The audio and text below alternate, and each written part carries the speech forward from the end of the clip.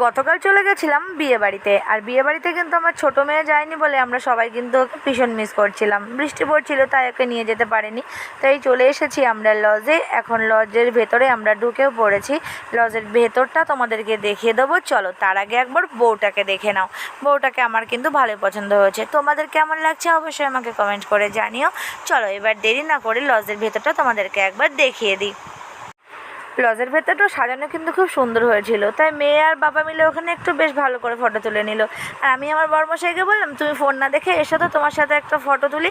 তার আগে বললাম চলো চলো তোমার একটা ফটো তুলে আমার বন্ধুদেরকে একটু দেখাই। তো বন্ধুরা, কেমন লাগছে আমার হাজব্যান্ডকে তোমরা অবশ্যই কমেন্ট করে জানিও।